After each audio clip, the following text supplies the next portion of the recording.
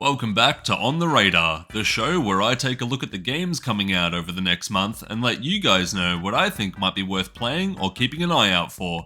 The end of 2025 is here. With the year being over and done with, we have no new games that will be coming out for the year. Instead, it's finally time for us to set our sights on 2026 and hope that it brings us many great video games to play. My name is St. Corvus, and this is what's on the radar for January 2026. The first notable release for January 2026 comes out on the 15th, and the game is the Nintendo Switch 2 edition of Animal Crossing New Horizons.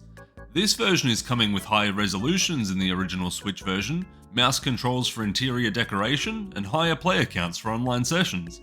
I was kinda hoping to hear that we'll be getting this version playing at 60 FPS, but I've heard that it will remain locked at 30, and I've gotta say that has me slightly disappointed, because if we had that, I would've quite looked forward to this release.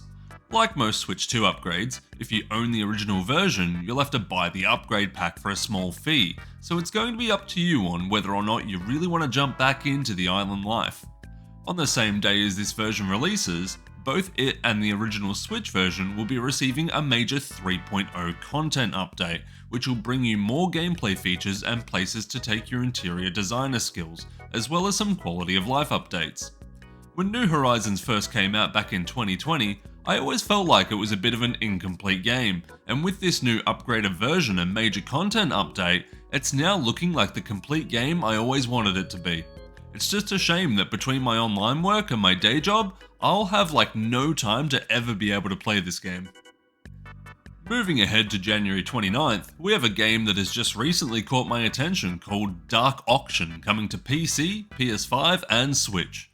In my teens and early 20s, I absolutely loved me some narrative adventure style games such as your Ace Attorneys, your Danganronpas and your Zero Escapes. But it's been quite a long time now since one came out that I actually played, and Dark Auction might just be the game that breaks that streak.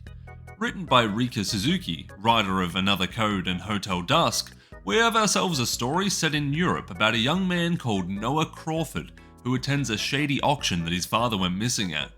Noah has to find clues all through the mansion the auction takes place at, and compete in the auctions to stay alive long enough to find out what happened to his father. This game looks creepy, weird, dark, and like something that would really intrigue me.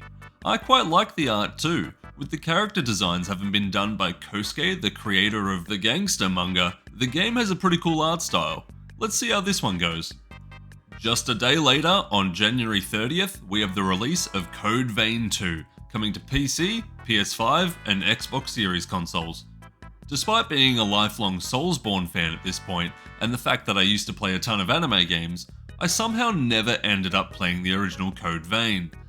Partly because every Bandai Namco anime action game I've played has been a little too floaty in controls and hitting enemies never quite feels satisfying enough, but also partly because the game didn't look like it had quite enough source aside from the anime aesthetic. This looks like it was the biggest thing that the devs have tackled in the sequel here, because Code Vein 2 actually looks pretty cool. I like that it looks like it has a bit more story going on here, it looks a little more dark, and the action looks like it plays really well. Probably the biggest complaint about the game that I have is the fact that the trailers look like anime Fortnite, and it's kind of uncanny to look at.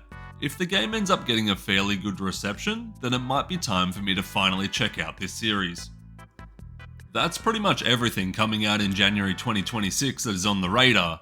The list isn't very big this year, but Januaries are usually either massive or complete bust as far as game releases go, and there might be more coming out for people with tastes different to mine. I'm totally fine having a quieter month since I want to spend most of it playing some older games like Final Fantasy. If there are any games that you're looking forward to in January that I didn't mention, feel free to leave a comment down below. I'll see you in the next month, guys. Thanks for watching.